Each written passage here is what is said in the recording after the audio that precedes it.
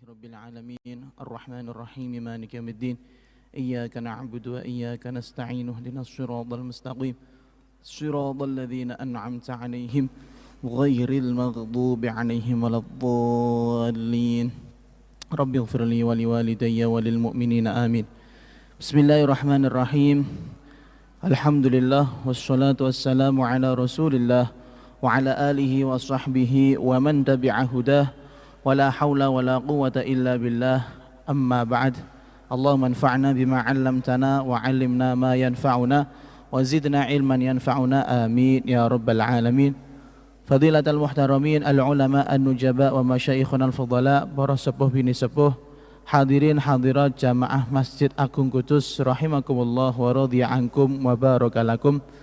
Marilah sebelum kita memulai kajian pada sore hari ini, kita buka dengan niat i'tikaf terlebih dahulu di masjid. Bismillahirrahmanirrahim. Nawaitul i'tikafa fi hadzal masjidi sunnatan lillahi ta'ala. Bismillahirrahmanirrahim. Qala al-muallif radhiyallahu anhu wa nafa'ana bihi wa bi'ulumihi wa bi barakatihi fid dharain. Amin. Limadza krana apa naha ngelarang nyegah Rasulullah sallallahu alaihi wasallam sinten Kanjeng Nabi Muhammad sallallahu alaihi wasallam antamanni liqa'il aduwi saking angen-angen ketemu musuh. Saking angen-angen ketemu musuh. Jadi gini, pertanyaan ini menarik bagi kita-kita yang bersemangat sekali untuk jihad fisabilillah ya. Karena mindsetnya orang-orang awam, orang-orang yang pemikiran agamanya masih rendah, kalau jihad itu ya berarti berani mati, dan mati itulah yang kadang untuk menjadi tujuan, padahal tidak seperti itu. Jihad itu tujuannya untuk menegakkan kalimatullah, untuk menyiarkan agama ini biar menjadi Islamu ya'lu wa la yu'la alaih, menjadi agama yang tiada tandingannya. Nah, ini kok malah berharap ketemu sama musuh. Maka jangan heran akhirnya ada beberapa orang yang konyol pakai alasan menyerang orang kafir tapi dia menggunakan bom bunuh diri ya. Ada seperti itu. Lah ini bukan mati syahid tapi mati sangit jelas. Karena yang dimusuhi bukan orang yang kafir harbi, bukan orang-orang yang kafir yang boleh diperangi. Karena syarat-syarat orang dimasukkan dalam kategori kafir yang boleh diperangi itu sangat banyak sekali. Ya, di antaranya jelas-jelas menyiksa agama Islam, jelas-jelas menghina agama Islam, jelas-jelas bertindak yang semena-mena kepada umat Islam. Banyak sekali syaratnya untuk bisa berjihad fi sabilillah. Tidak sembarangan sidik-sidik jihad Allahu Akbar boten. Tapi kalau kita zaman penjajahan dulu, maka apa yang dikeluarkan, diikhtiari, diijtihadi oleh Mbah Hasyim Asy'ari terkait resolusi jihad, maka itu betul-betul jihad fisabilillah. Betul-betul jihad fisabilillah, karena dengan berdirinya Indonesia ini berdiri juga syariat agama Islam. Walaupun pada prakteknya kita harus akui syariat Islam di negeri Indonesia ini belum secara kafah, sebelum secara menyeluruh bisa ditegakkan, karena masih banyak unsur-unsur atau orang-orang yang tidak sepaham dengan agama Islam. Ada saudara kita dari kaum Nasrani, kaum siapa lagi, Konghucu, Buddha, itu kan agama-agama yang memang dinaungi oleh negara. Jadi kita berdamai dengan Pancasila, berdamai dengan adanya Undang-Undang 45. Tapi kok di Indonesia yang jelas mayoritas orang Muslim, kok ada orang pengen jihad di Indonesia? Keliru, sangat-sangat keliru, karena Indonesia bukan biladul harb, bukan negara perang, bukan negara yang mana mayoritas di sini Muslim ditindas, bukan. Bahkan kalau ada orang ngapunten, ada orang yang pengen jihad ke Palestina, menurut saya juga konyol. Itu bukan jihadnya kita belum sampai situ. Jihadnya orang-orang Palestina oke. Tapi kan kita nggak tahu apakah betul-betul mereka itu urusan politis atau bahkan urusan agama yang dipolitikkan, nah gitu loh. Maka kita jangan sampai ikut jihad fisabilillah kalau memang belum keluar yang namanya Imam Mahdi, belum keluar yang namanya Nabi Isa. Tapi saya pribadi berkali-kali dimanapun saya bicara, saya tidak mau ketemu yang namanya Nabi Isa, nggak mau ketemu yang namanya Imam Mahdi. Kenapa? Karena itu sudah kiamat kubro, dekat sekali dengan kiamat kubro. Walaupun kumpul dengan Nabi, tapi kalau nabinya Nabi Isa, oh ogah deh. Tapi kumpulnya kalau dengan Nabi Muhammad SAW, oke gitu loh ya. Lalu kemudian karena semangat pengen ketemu musuh inilah akhirnya ada pertanyaan, mengapa Rasulullah SAW melarang kita untuk bisa berhadapan dengan musuh? Nah, justru untuk bisa berhadapan dengan musuh. Qala wasdawuh Rasulullah SAW, ya ayyuhan nas wong akeh, la tatamannau, ojo arep-arep, ojo angen-angen sapa sira kabeh liqa al aduwi ing ketemu musuh. Was'alu lan padha njaluk sapa sira kabeh Allah ing Gusti Allah al afiyata ing keselamatan. Fa idza laqitum mongko nalikane ketemu sapa sira kabeh ing musuh fasbiru mongko padha sabar sapa sira kabeh wa alamu lan padha weruh sapa sira kabeh annal jannata ing sak temene swarga tahta dhilalis suyufi iku tetep ing dalem ngisore aup-aupe pira-pira pedang.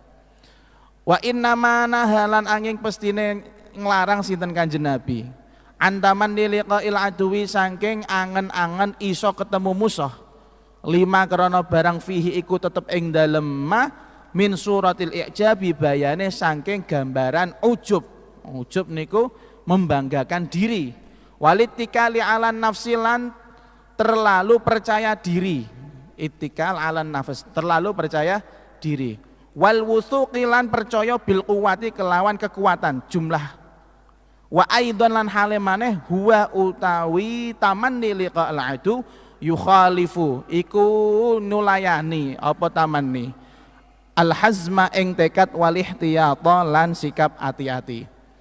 Tadi kita sudah kasih spoiler ya, orang awam nih, orang awam kalau dikatakan jihad fisabilillah pikirannya apa?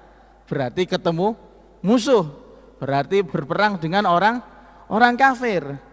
Padahal jihad itu tidak hanya seperti itu.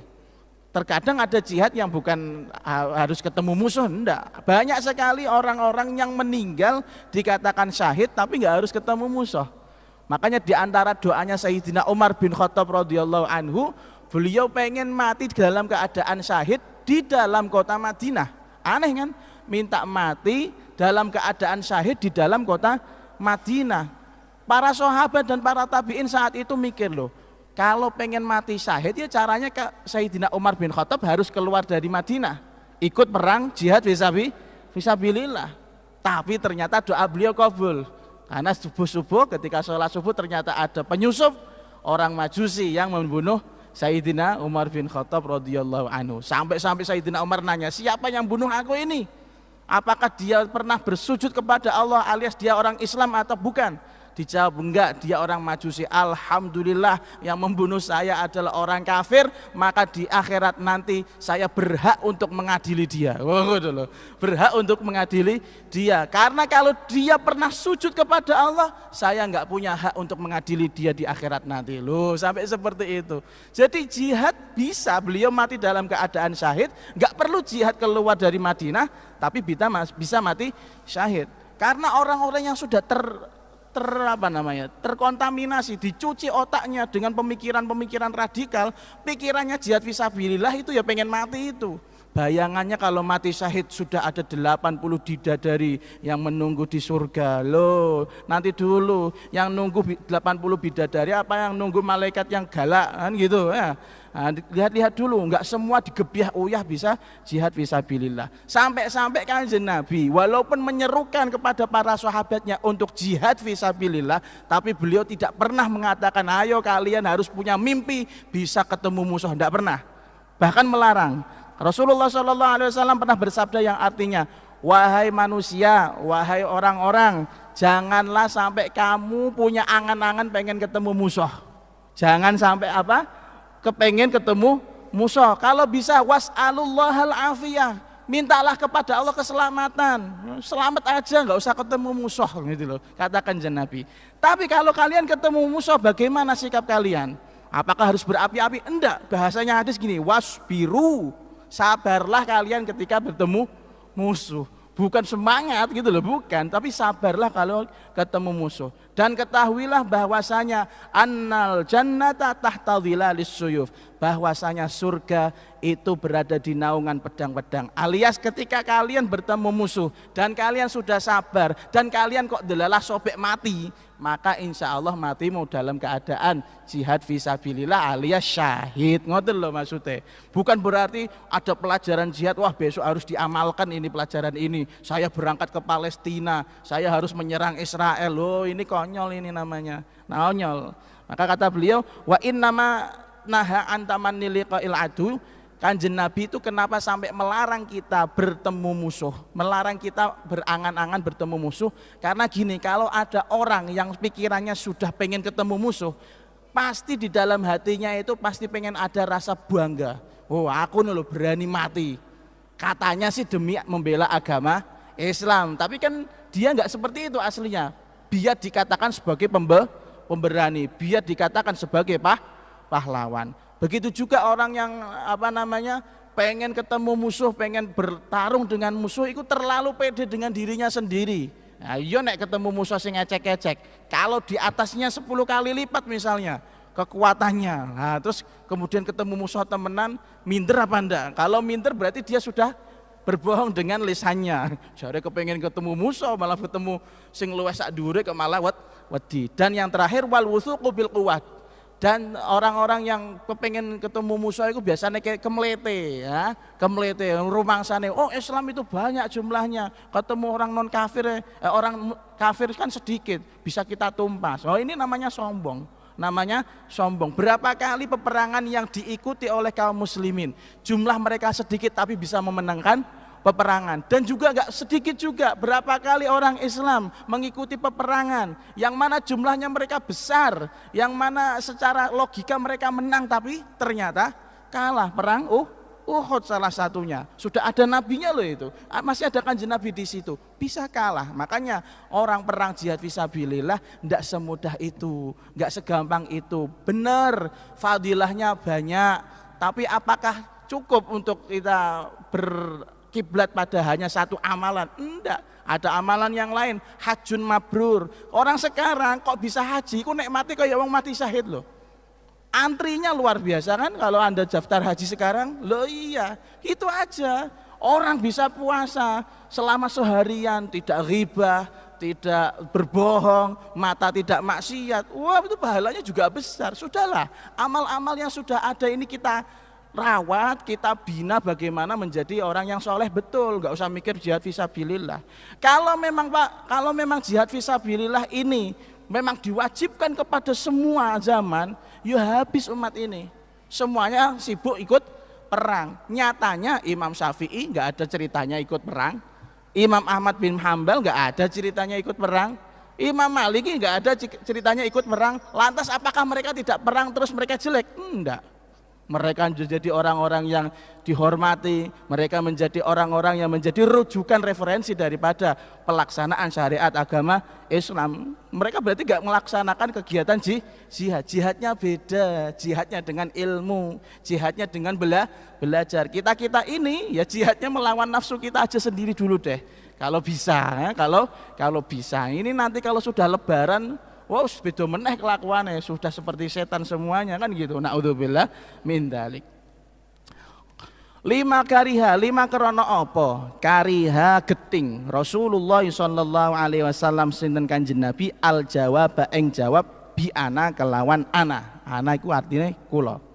Jadi ada nanti kita bacakan riwayatnya bahwasanya suatu saat Kanjeng Nabi itu ada yang bertamu terus ditanya, "Kamu siapa?" Ana gitu loh. "Kamu siapa?" "Ana." "Kulo." Wong mertamu kok ditakoni kowe sapa malah kulo. Iki kan mece jenenge. An Jabirin radhiyallahu anhu qala, "Ataitu sowan sapa ingsun annabiyya ing Kanjeng Nabi Muhammad sallallahu alaihi wasallam fi dainin krana ing dalem urusan utang. Kana kang ana apa dain ala abi ikut ing atase bapak ingsun. Fataqtu mongko ndodhok sapa ingsun albaba ing pintu. Faqala mongko ngendikan sinten Kanjeng Nabi, "Man utawi sapa dza iku iki wong sing nggone pintu." Fakultu mongko jawab sapa ingsun, "Ana kula." Faqala mongko dawuh sinten Kanjeng Nabi, ana kula ka'annahu kaya sak temene Kanjeng Nabi kariha iku geting sinten Kanjeng Nabi ha ing dhamir ana ngoten. Jadi gini, ini ternyata sahabat Jabir yang punya cerita. Hadis ini diriwayatkan oleh Imam Bukhari dan Imam Muslim. Suatu saat sahabat Jabir cerita bahwasanya beliau itu mengunjungi rumahnya Kanjeng Nabi Muhammad SAW untuk menuntaskan hutang bapaknya. Ketika diketuk pintu, otomatis dari dalam rumah Kanjeng Nabi ngendikan, "Manda, yang di pintu siapa?" gitu. Normalnya kalau orang yang jawab ya saya Fulan bin Fulan. Kalau saya punya nama saya Anik ya Rasulullah gitu. Tapi sahabat Jabir mungkin saking pedenya terlalu dekat sama Kanjeng Nabi. Ana, kula Kanjeng Nabi, saya Kanjeng Nabi. Lah maksudnya kan Kanjeng Nabi nanya baik-baik, kenapa jawabannya sehina itu, seremeh itu. Akhirnya Kanjeng Nabi duka. Kula itu sapa? Mosok kula ora dijeneng gitu loh. Saya itu ada nama kan, mosok gak punya nama. Nah, kenapa Kanjeng Nabi gak suka? Wa innama kariha lan angin pestine geting sapa Kanjeng Nabi. Li annahu krana sak temene Kanjeng Nabi lam yahsul. Iku ora merkoleh sapa Kanjeng Nabi biqaulihi kelawan ucapane Jabir ana rupane ana, ora hasil ing apa? Faidatan ing faidah. Tuzilu kang iso ngilangake apa faedah al ibhama ing ora kejelasan, ora jelas. Bal yang bagi balik sayukjo ayakula apa yen to ngucap sapa wong fulanun bismihi fulan bismihi kelawan jenenge fulan. Fa ing qala mongko lamun ngucap sapa wong ana fulanun utawi ingsun fulan iku fulan fala baksa mongko ora apa-apa kama kaya barang qalat kang wis matur Ummu Hani sapa Ummu Hani hinas ta'dzanat ing dalem nalikane nyuwun izin sapa Ummu Hani. Faqala mongko ngendikan sapa Kanjeng Nabi man utawi sapa hadhihi hiya ikilah wong wadon sing nyuwun izin qalat mongko matur sapa Ummu Hani ana utawi ingsun Ummu Hani niku Ummu Hani ya Rasulullah. Jadi Kanjeng Nabi itu mungkin geting sama sahabat Jabir ya. Kan tadi kita sampaikan sahabat Jabir itu terlalu pede mungkin ya.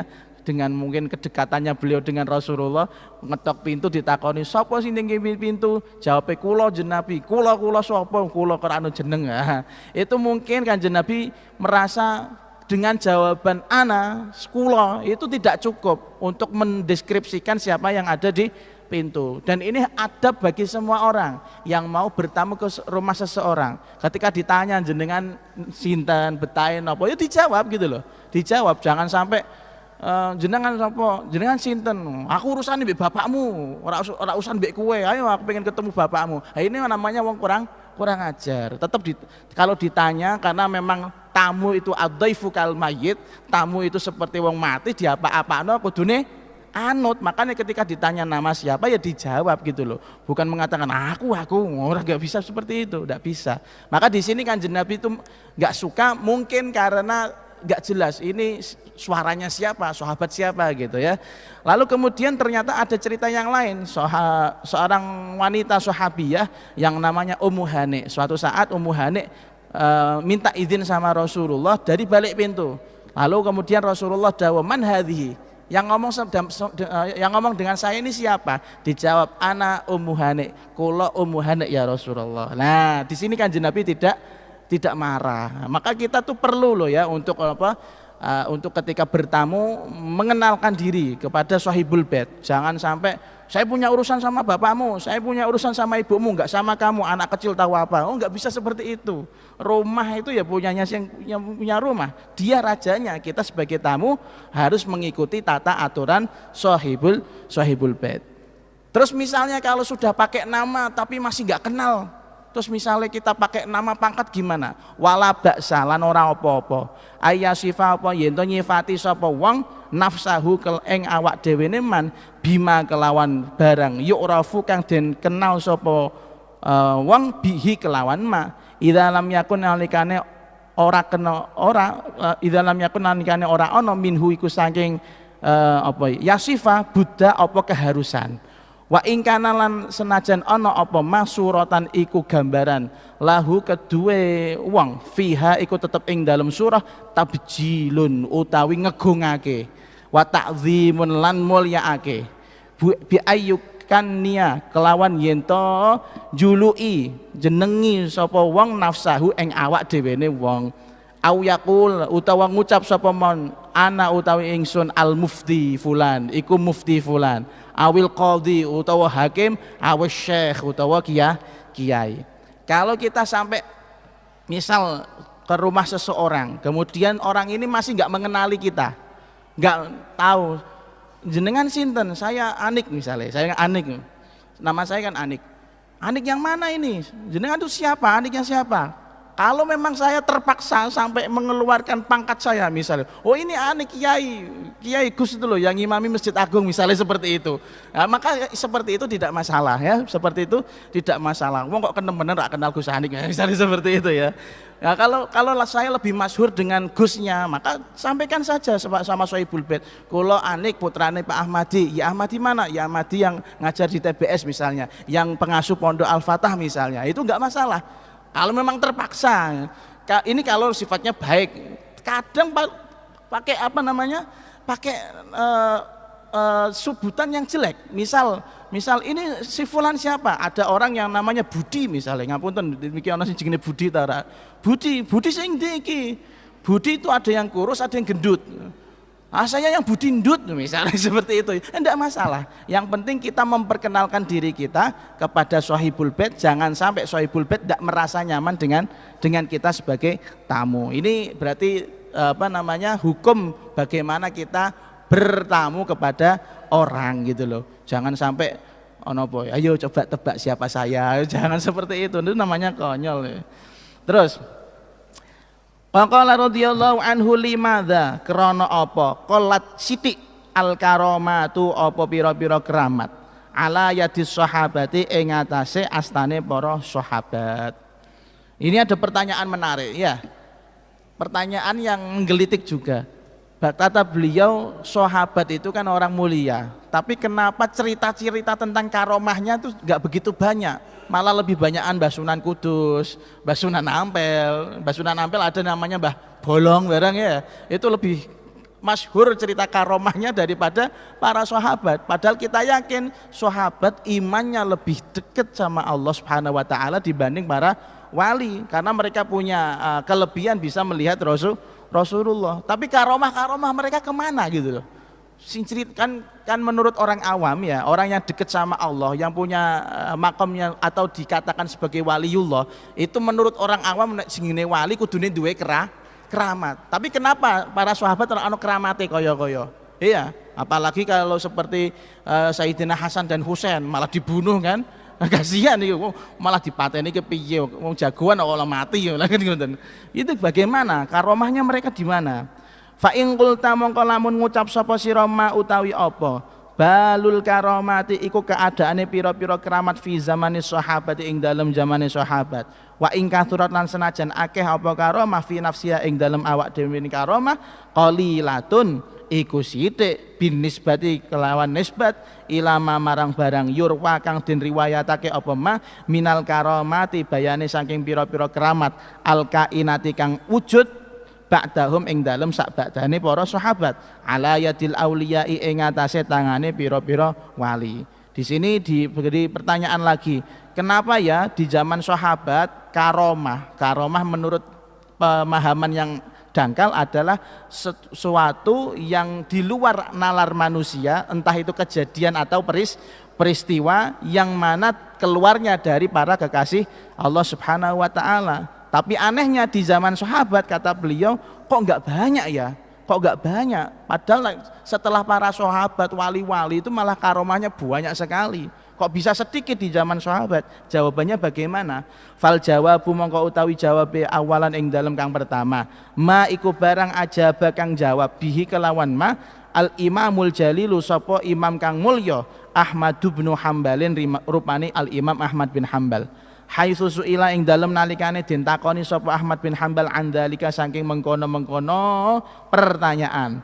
Faqala mongko dawuh sinten Imam Ahmad bin Hambal, ulaika utawi mengkono-mengkono para sahabat kana iku ana imanuhum apa imane para sahabat qawiyan iku kuat fama ihtaju mongko ora butuh sapa sahabat ila ziyadatin marang tambahan yakwa kang dadi kuat biha kelawan karomah imanuhum apa imane para sahabat wa ghairuhum hale utawi liyane sahabat dhaiful imani iku imane apes imane fi asrihi ing dalem mongsone ghairuhum fahtija mongko den butuhake ila taqwiyatihi marang nguwatake iman bi izharil karamati apa kelawan ngetokno keramat wa nadhiruhu lan utawi padane dawe Imam Ahmad qaulus Syaikhus Suhrawardi apa dawe iku ngapunten khabar iku dawe Syekh Suhrawardi rahimahullah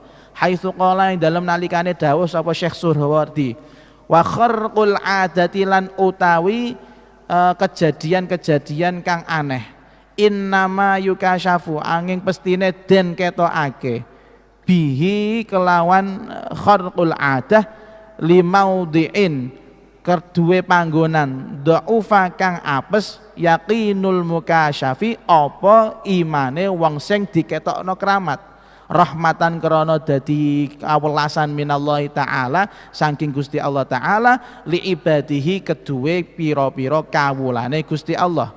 Di situ ada al-ubad nggih, itu ala shawab tidak ada kata-kata itu. Li ibadihi titik. Thawaban kelawan dadi ganjaran muajjalan kang den cepetake. Wa fauqa haula ilan iku tetep ing sak dhuwure mengkono-mengkono sapa wong-wong sing dhaiful iman qaumun utawi kaum irtafaat kang dadi ilang al-hujubu apa pira-pira hijab angkulu bihim saking pira-pira atine kaum famah taju mongko ora butuh sapa kaum ila dalika maring mengkono-mengkono karomah. Tadi dikatakan bahwasanya kenapa keramat di zaman sahabat, cerita-cerita aneh di zaman sahabat itu tidak begitu terdengar, tapi zaman setelahnya, zaman para wali seperti Syekh Abdul Qadir Jailani itu malah ceritanya luar biasa banyaknya, koyo-koyo malah ngalahno para sahabat. Nah ini kenapa seperti itu? Dijawab sama Imam Ahmad bin Hambal. Oh gini, keramat itu bukan berarti di zaman sahabat tidak ada. Di zaman sahabat itu ada, tapi sahabat itu imannya kuat-kuat. Imannya kuat-kuat, maka mereka tidak butuh untuk semakin yakin kepada Allah, nggak perlu lihat karomah. Karena mereka sendiri itu sudah karomah gitu loh. Mereka sendiri sudah karomah. Beda dengan orang-orang yang setelahnya para sahabat. Wes mulai adoh saka Kanjeng Nabi, jauh dari mukjizat. Ini semakin lama imannya tambah tipis. Enggak mungkin tambah banyak enggak mungkin. Maka orang-orang yang seperti ini karena enggak pernah melihat mukjizat, mau enggak mau iman itu mereka kuat harus pakai karomah. Dan itu yang terjadi di sekitar kita di Indonesia khususnya. Banyak sekali orang-orang yang dapat hidayah karena melihat karomah para wali. Nah, ini karena potensinya seperti itu. Berarti karomah para aulia di zaman ini itu makomnya sama dengan mukjizatnya Nabi.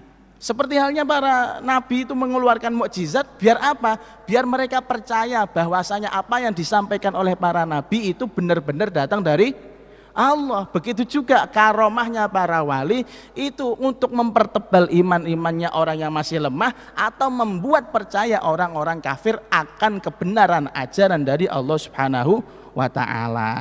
Lalu kemudian begitu juga yang mirip dengan dawuhnya Imam Ahmad bin Hambal, Al-Imam Asy-Syaikh As-Suhrawardi pernah mengatakan, ketahuilah bahwasanya cerita-cerita aneh atau keramat-keramat para wali itu dibuka ketika kondisi orang yang didakwai itu belum yakin 100%. Kalau sudah yakin ngapain dikasih keramat? Iya, Anda punya guru Anda terkenal keramat tapi Anda gak pernah lihat karomahnya, berarti beliau memandang Anda sebagai orang yang gak perlu melihat karomah gitu. Tapi kalau Anda punya guru kok punya keramat banyak sekali di luaran sana, maka memang mereka butuh melihat karomah tersebut. Karena iman Anda dengan iman mereka berbeda. Yang Anda sudah mulazamah sama Mbah Yai, reti keramatnya dewe, oh oke, imannya kuat. Yang sana perlu pakai apa? Keramat untuk validasi ya, untuk memvalidkan bahwasanya apa yang didakwahkan para ulama, para aulia itu benar-benar datang dari Allah Subhanahu wa taala. Itu yang pertama. Yang kedua, munculnya karomah tersebut rahmatan minallahi taala li ibadih. Itu karena dasar kasih sayang Allah Subhanahu wa taala kepada hamba-hamba yang masih lemah imannya. Karena gini, kenapa mereka lemah iman? Mungkin karena terlalu jauh daripada Rasulullah Shallallahu Alaihi Wasallam. Kalau mereka langsung pengen ketemu Kanjeng Nabi, sudah tidak mungkin. Kanjeng Nabi sudah meninggal. Dengan matinya atau meninggalnya Nabi, otomatis mukjizatnya juga hilang. Tapi mukjizatnya Kanjeng Nabi Muhammad Shallallahu Alaihi Wasallam yang masih kita rasakan adalah Al-Quran. Tapi tidak semua orang paham Al-Quran, tidak semua orang ngerti Al-Quran, tidak semua orang bisa mengerti kemukjizatan Al-Quran. Maka mereka mau tidak mau harus lihat orang yang ahli Quran punya keramat. Nah itu baru percaya dia. Semisal kita punya guru, Masya Allah di Kudus ada Mbah Yai Arwani. Mbah Yai Arwani itu jarang sekali terdengar cerita karomahnya. Tapi beberapa kali Abai Kulo itu bercerita tentang karomahnya Mbah Arwani. Ketika itu kata beliau, Mbah Arwani itu punya karomah banyak, tapi nggak bakal dikeluarkan kalau kondisinya nggak kepepet. Nah mungkin ketika ada orang melihat karomahnya Mbah Arwani, itu mungkin orang tersebut sedang dikasih sayangi sama Allah Subhanahu wa taala. Oh berarti benar ya yang disampaikan Mbah Arwani, ajaran-ajaran tentang dari Kanjeng Nabi itu semuanya benar dari Allah Subhanahu wa taala. Dan yang ketiga, karomah itu adalah diperlihatkan kepada kita sawaban muajjala, sebagai pahala yang dipercepat oleh Allah Subhanahu wa taala turun di dunia sebelum di akhirat. Karena hakikatnya gini, ketika para aulia memperlihatkan karomah mereka di dunia ya, itu pertaruhannya nanti di akhirat berkurang apa enggak? Makomnya masalahnya ini. Ketika dia bisa menyembunyikan kewaliannya, itu nanti di akhirat semakin tinggi derajatnya. Tapi kalau terpaksa dikeluarkan, konsekuensinya nanti di sana juga stagnan. Di akhirat tidak akan naik karena sudah dicicil, sudah diambil turun ke bumi. Untuk para wali itu menjadi sebuah musibah, tapi untuk kita, oh ternyata ada ya kehidupan akhirat nanti. Orang semulia itu, orang sekeren itu adalah pahala bagi kita orang yang bisa melihat karomah. Tapi bagi beliau itu konsekuensinya nanti di akhirat bagaimana? Dinaikkan lagi sama Allah apa? Stagnan. Lalu kemudian wasanian lan kang kaping pindho ne ayyuqala yen to den dawake ma utawi barang yadharu kang ketok apa ma'ala yadihim ing atase astane para sahabat utawa para wali. Rubbama ustughnia iku terkadang dan amreh sumugih anhu saking ma iktifaan krana ngalap cukup bi azimi miqdarihim kelawan agunge derajate para sahabat wa ru'yatihim lan ngertine para sahabat tal'atal Mustafa ing Kanjeng Nabi Muhammad sallallahu alaihi wasallam waluzumihim lan krana tetepe para sahabat thariqal istiqamati ing dalan istiqamah alladzi kang huwa kang utawi alladzi a'dhamul karamati iku saagung-agunge keramat ma'ama sertane barang futiha kang den buka apa ma ala yadihim ing atase tangane para sahabat minat dunya saking donya walasra isra abu ini bahasa yang lucu ini walasra abu lan ora ndangakake dawaake gulu sapa para sahabat ora dawaake gulu sapa para sahabat laha marang karomah wala janahu lan ora doyong sapa sahabat nahwaha ing arahe karomah walas tazallat lan ora gawe kepleset apa karomah wahidan ing siji sahabat faradhiyallahu muga-muga ngridoni sinten Gusti Allah anhum saking para sahabat kanat ana ad-dunya apa dunya fi aidihim ing dalem astane para sahabat adhafama iku tikel-tikelane barang hiya kang utawi donya fi aidi ahli dunyana ing dalem tangane wong donya kita wa kana lan ana apa i'raduhum mengone para sahabat anha saking donya asyadda i'radin iku banget-bangete mengo wa hadzalan utawi ikilah i'rad utawa ad'af dunya min a'dhamil karamati iku setengah saking agung-agungi keramat. Walam yakun lan ora ana syauquhum apa brontone para sahabat illa i'la kalimatillahi taala kejaba ngluhurake kalimahe Gusti Allah Subhanahu wa taala wa du'a lan donga ila lan ajak-ajak ngapunten wa du'a lan ajak-ajak ila janabihi marang ngarsane Gusti Allah Subhanahu wa taala. Alasan kedua, mengapa karomah di zaman sahabat ceritanya tidak begitu banyak? Kata beliau Syekh siapa ini Syekh As-Subuki di dalam kitab Tabaqatnya, beliau mengatakan, iya bisa jadi para sahabat itu tidak terdengar cerita karomahnya karena mereka nggak butuh karomah itu. Karomah kalau memang dimaknai peristiwa-peristiwa aneh yang muncul daripada orang-orang yang soleh, maka para sahabat tidak membutuhkan karomah dengan definisi itu. Kenapa? Iktifaan bi'azimi miqdarihim. Mereka cukup dengan pangkat kesahabatan mereka. Kurang apa coba? Menjadi sahabatnya Kanjeng Nabi Muhammad SAW. Sampai didawuhke di dalam Al-Quran, radhiyallahu anhum wa radu anhu. Orang-orang mereka lah yang ridho dengan putusan Allah dan diridhoi oleh Allah. Orang kalau sudah diridhoi oleh Allah, hidup sakarepe dhewe mlebu swarga. Mlebu swarga. Makanya ketika para sahabat itu bertengkar, di dalam sejarah kok bertengkar, kita sebagai ahli sunnah wal jamaah punya sikap tidak mengomentari pertikaian mereka, dan yang kedua meyakini mereka itu ahlu surga. Nah, kita yang bukan ahli surga jangan mengomentari orang-orang seperti ini. Makanya mereka nggak butuh karomah. Buat apa karomah kalau tempatnya sudah pasti di surga.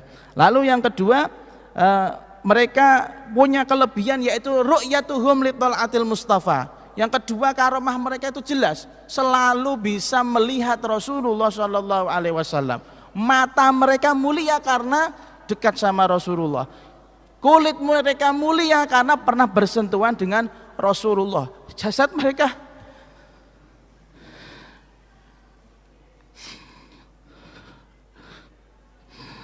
Allahumma syurna ma'an Nabi sallallahu alaihi wasallam. Jasad mereka mulia karena satu majelis dengan Rasulullah sallallahu alaihi wasallam. Jadi para sahabat enggak butuh karomah.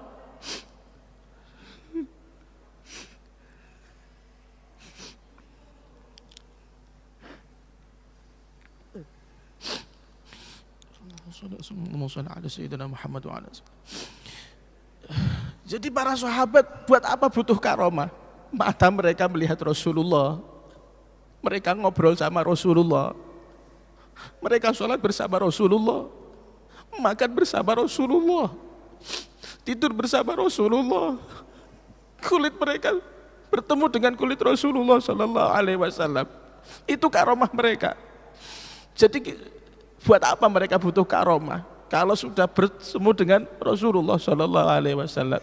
Semoga kita semua yang hadir dan keluarga kita, anak turun kita ila yaumil qiyamah menjadi orang-orang yang nantinya berkumpul dengan Rasulullah Sallallahu Alaihi Wasallam di akhiratnya nanti. Amin ya rabbal alamin.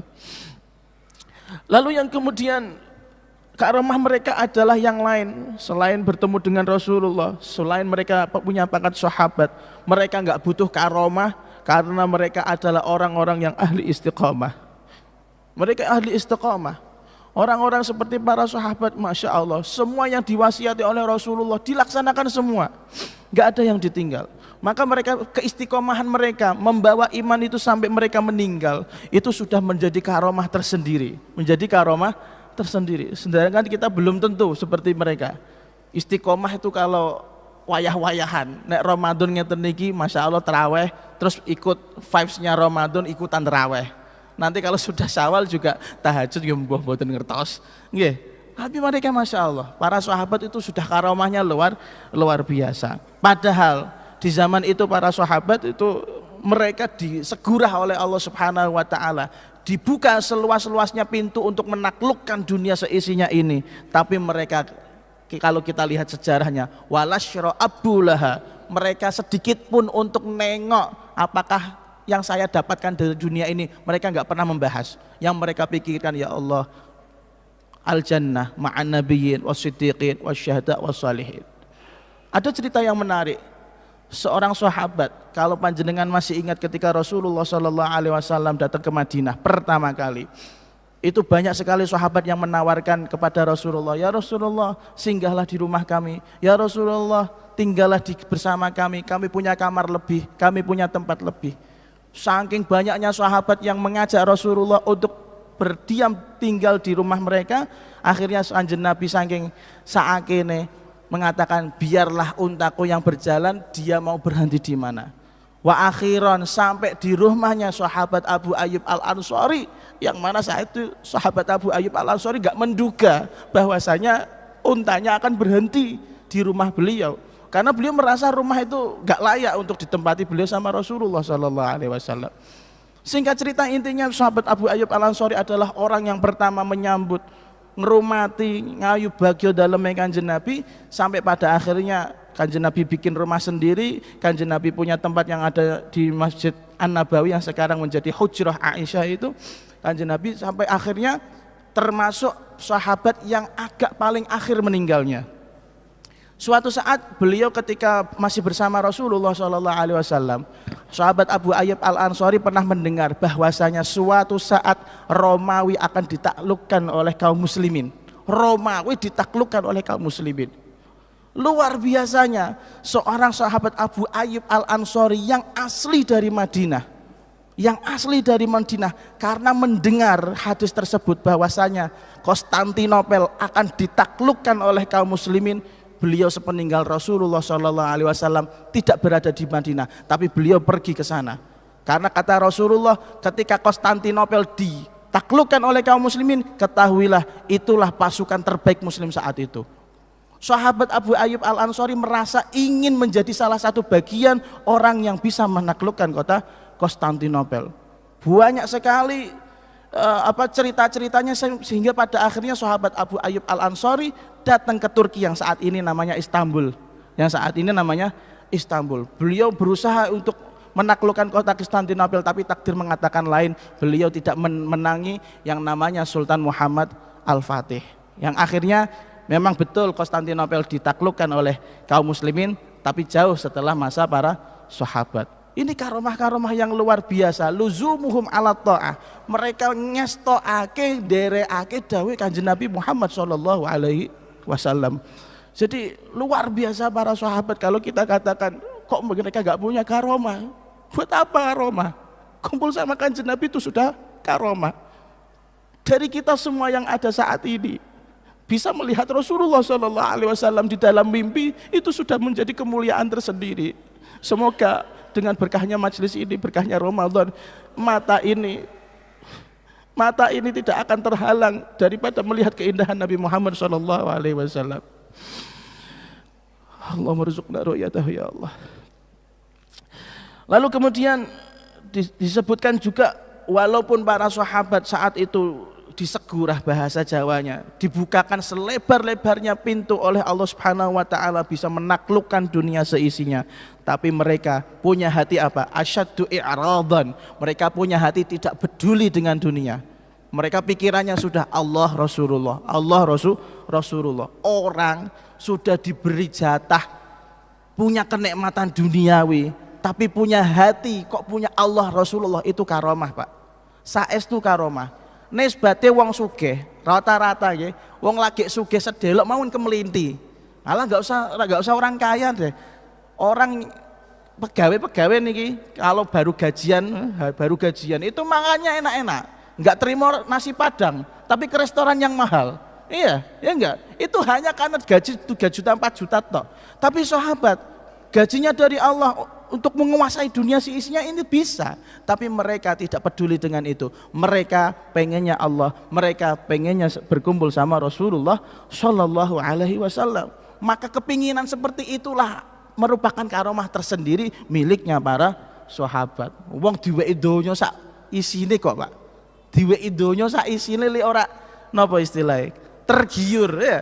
tidak tergelincir. Makanya di sini dikatakan walas tazallat wahidan, karomah atau dunia isinya ini tidak membuat mereka terpeleset akhirnya menjadi gila dunia, gila jabatan, gila harta, enggak, tapi mereka masih fi luzumihim ala ta'ah, selalu mengikuti jalannya Allah, jalannya Rasulullah sallallahu alaihi wasallam.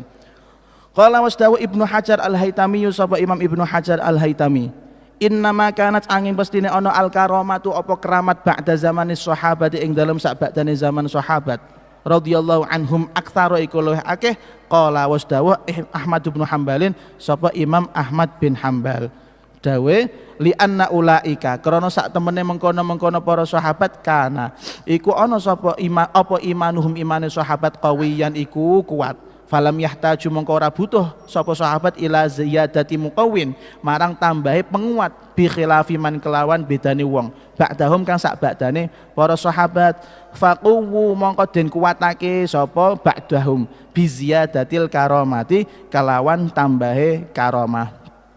Wa qala Syihab As-Suhrawardi lan dawuh sapa Imam Syihab As-Suhrawardi wahwa lan utawi dawuh kasyarhi ku kaya jelasake lima marang barang qoblahu kang sadurunge dawuh Suhrawardi li annahum krana sak temene para sahabat bi barokati ru'yatihi kelawan barokahe ningali Kanjeng Nabi wa musyahadatihi lan tegese musyahadah ningali Kanjeng Nabi ma'anuzulil wahyi sertane temurune wahyu tanawwarat dadi bentir padang bawatinuhum apa pira-pira batine para sahabat wa tazakkat lan dadi suci nufusuhum apa nafsune para sahabat wan saqalat lan dadi mencorong mir'atu qulubihim apa kaca pengilon atine para sahabat fastughnu mongko den semugahake sapa sahabat bima kelawan barang waktu kang den paringi sapa sahabat an ru'yatil karamati saking ningali karamah wastima'i anwaril qudrati lan mirengake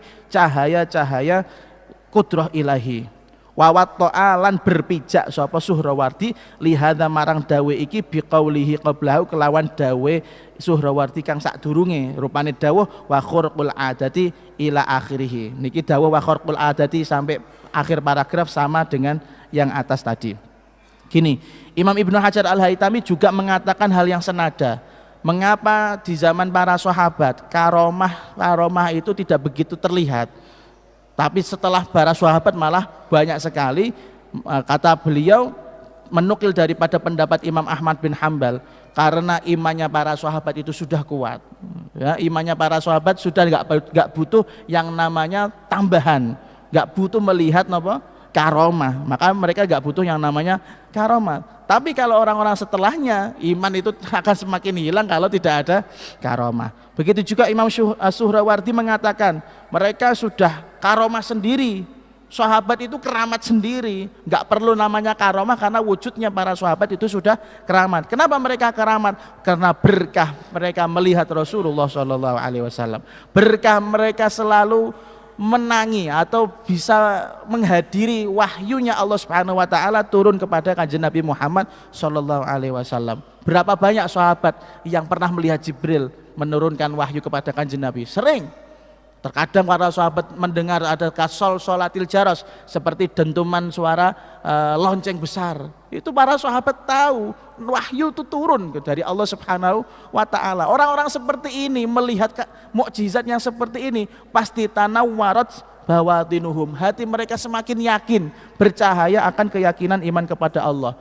Nafsu mereka bukan menjadi nafsu amarah, tapi nafsu mereka menjadi nafsu mutmainnah dan nafsu zakiyah, nafsu yang suci, jiwa yang suci, alias nafsunya selalu yang kalau biasanya nafsu itu mengajak kepada kejelekan, ini punya nafsu mengajak kepada kebaikan.